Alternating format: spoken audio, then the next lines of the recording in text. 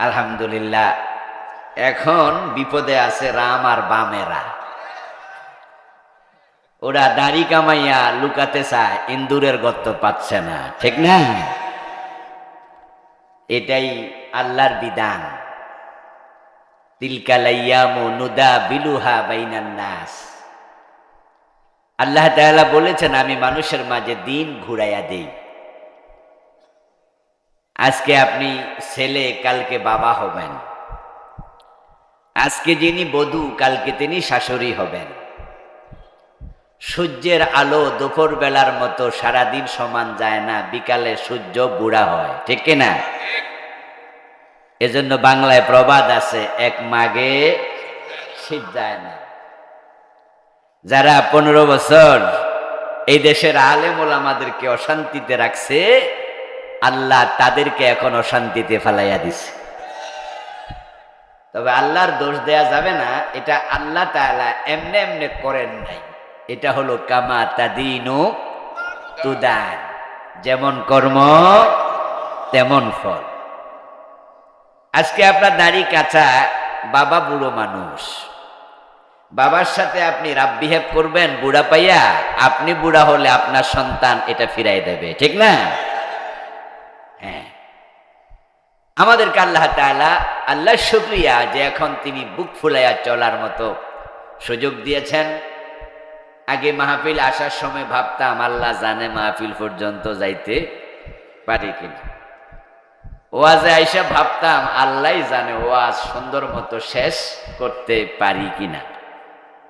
ওয়াজ শেষে যাওয়ার সময় ভাবতাম, আল্লাহ জানে বাড়ি পর্যন্ত নিরাপদে পৌঁছতে পারি কিনা। এক সময় বাংলায় প্রবাদ ছিল, চোরের মনে, আর গত 15 বছরে এটা ছিল না। চোর ডাকাত বুক ফুলাইয়া চলছে, আলেম ওলামাদের মনে পুলিশের ভয় তারা ঢুকাইয়া দিছে। আমরা বড় দুঃসময় পার করেছি গত 15-15.5 বছর। এমন একটা দিন পার হতো না যেদিন কোথাও না কোথাও কোনো আলেম অ্যারেস্ট হওয়ার খবর শোনা যেত না। আল্লামা সাইদি রাহিমাহুল্লাহ, জুনায়েদ বাবুনগরী রাহমাতুল্লাহ আলাইহি সহ এদেশের বরেণ্য সম্মানিত আলেমদেরকে তারা শুধু অ্যারেস্ট করেনি, রীতিমতো অপবাদ চাপিয়ে তাদেরকে বেজ্জতিও করেছে। আল্লামা সাইদি কি আসলে খুনি ছিলেন? উনার মতো মানুষ ধর্ষণকারী হতে পারে? কিন্তু ওই মামলা দিয়ে উনাকে 13টা বছর জেলে, শুধু জেলে রাখে নাই, আল্লামা সাইদি রাহিমাহুল্লাহকে মিথ্যা অপবাদ দিয়ে মামলা দিয়ে ফাঁসির অর্ডার দিয়েছিল। উনার মামলার রায় যেদিন হলো, সেদিন 100-র কম বেশি মানুষ শহীদ হয়ে গেছে। তখন ইন্ডিয়ার দালাল রাম এবং বাম ঘেঁষায় সরকার, তারা হিসাব করে দেখেছে, যদি ফাঁসির অর্ডার দিলে 100 মানুষ শহীদ হয়, আর যেদিনে আল্লাহ আমারে ফাঁসি দিমু সেদিন সামলামু কেমনে? তাই তারা উনার ফাঁসির রায় উড্ড করেছে, নসেত উনাকেও তারা ফাঁসিতে ঝুলাইয়া দিতই।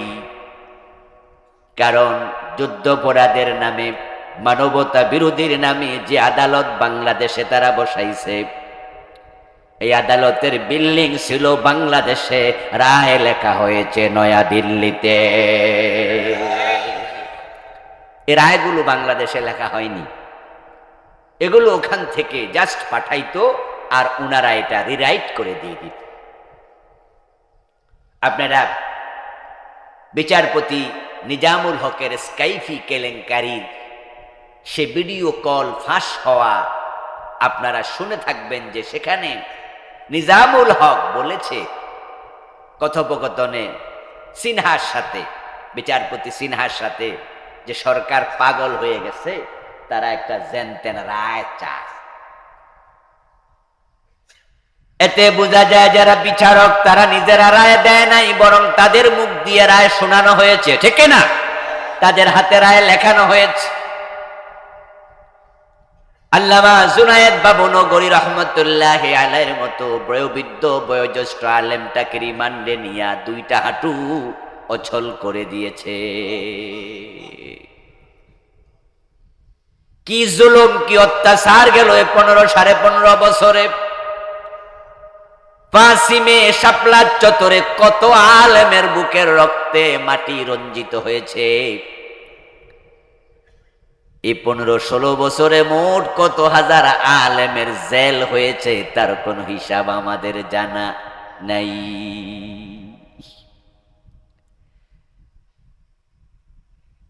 আমরা আল্লাহর কোরআনের উপরে বিশ্বাস রাখি।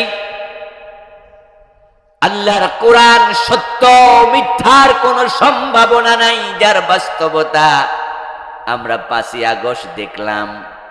আল্লাহ তাআলা বলেছেন 1450 বছর আগে, ইন্নাহু লা ইউফলিহুজ জালিমুন, নিশ্চয় জালেমরা কখনো সফল হবে না। কে বলেছেন? কে বলেছেন? ইন্না। ইন্না অর্থ কি? আল্লাহর কথা তো এমনি সত্য। ভাইয়েরা বসেন না, 1-2 জন ছাড়া বাকিদের বসাই দেবেন, দেখতে সুন্দর লাগে না। বসে যান, শুধু একজন ভলান্টিয়ার দাঁড়ায় থাকে, বাকিদের বসাই দেন। আল্লাহ তাআলা বললেন দৃঢ়তার সাথে, নিশ্চয়ই জালেমরা সফল হবে না। গত 15টা বছর আলেম ওলামাদের উপর যে জুলম হয়েছে, ইসলাম ওলাদের উপরে, ডানপন্থীদের উপরে যে জুলুম হয়েছে, এমন জুলুম স্বাধীনতার 53 বছরে বাকি সবগুলোকে একসাথ করলে এ 15 বছর বাদ দিয়া বাকি যে 35-40 বছর থাকবে, সবটা তো এই পরিমাণ জুলুম হয় নাই। তো যারা জালেম তারা কখনো সফল হবে না, আল্লাহ বলেছেন। আমরা সেটাই দেখলাম 5 তারিখে তারা ব্যর্থ হয়েছে, তারা লাঞ্ছিত হয়েছে। আল্লাহ তাদেরকে অপমানিত করেছেন। ফেরাউন জুলুম করেছে, আল্লাহ তারে পানির চুবাইয়া মারছে। নমরুদ ইব্রাহিম আলাইহিস সালামের উপর জুলুম করেছে, আল্লাহ জুতার বাড়ি খাওয়ায়া দুনিয়া থেকে বিদায় করছে। গত 15 বছরে যে স্বৈরাচার জালেম সরকার জুলুম করেছে, আল্লাহ এতটাই বেজ্জতি করেছে, রান্না করা ভাত খাইয়া পালানোর সময় পায় নাই। ঠিক কিনা? ঠিক কিনা? পালাইছে তো আন্ডা বাচ্চা সহ 300 এমপি একসাথে, এবং তাদের সেনাপ্রধান।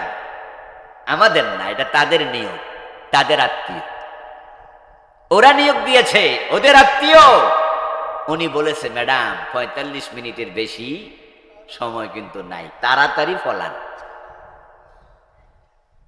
আজ থেকে 805 বছর আগে বাংলাদেশের একজন হিন্দু রাজা, নাম ছিল লক্ষণ সেন। সে নাকি তার রাজ দরবারের পিছনের রাস্তা দিয়ে পালিয়ে গিয়েছিল। এই 805 বছর পরে এ স্বৈরাচারের নেতা প্রধানমন্ত্রী পালাইছে। এই 800 বছরে আর কেউ পালায় নাই। পালানোই প্রমাণ করে তার অন্তরে এমন ভয় আল্লাহ ঢুকাইছে যে সে দেশে থাকার সাহস করে নাই। না হচ্ছে যে পালাইল। আচ্ছা, যারা ছাত্র আন্দোলন করছে তারা কি বলছে আপনি পালান? ওরা কি দাবি জানাইছে? আচ্ছা, আমরা কেউ কইছি পালান, তো পালাইলো কেন? আমার দোস্ত ছাত্ররা বলেছে কোটা সংস্কার করো। উনি যদি বলতেন ঠিক আছে করব, আসো, দাবি জবাব লিখিত দিয়ে দাও, তোমাদের দাবি দাওয়াগুলো দিয়ে চলে যাও, আমি বিবেচনা করব, আন্দোলন এখানে মাটি হয়ে যেত। কিন্তু তিনি বললেন রাজাকারের নাতিপুতিরে চাকরি দেব নাকি? সীমা লঙ্ঘন করতে করতে মুখে যা আসে তাই বলে। এবারও ঠিক তাই হয়েছে। যখন পোলাপানকে রাজাকারের নাতি বলে গালি দিল, জ্বলন্ত আগুনে ঘি ঢালার মতো অবস্থা, পোলাপান রাস্তায় নেমে গেল। উনি যদি 2 দিন পরে বলতেন যে সরি, আমার ভুল হয়েছে, তোমরা আমার সন্তান তুল্য, নাতি পুতি তুল্য, তোমাদেরকে রাজাকারের নাতি বলা আমার ঠিক হয় না, আমি সরি, গণভবনে আসো, 8-10 জন নেতা আসো, সমন্বয়ক আসো, একসাথে এক বেলা খাই, তোমাদের দাবিগুলো আমাকে বলো, আমি পূর্ণ করার আশ্বাস দেই। এখানেও আন্দোলন থেমে যেতে পারত, কিন্তু তিনি তা না করে উল্টা গুলি করার নির্দেশ দিলেন।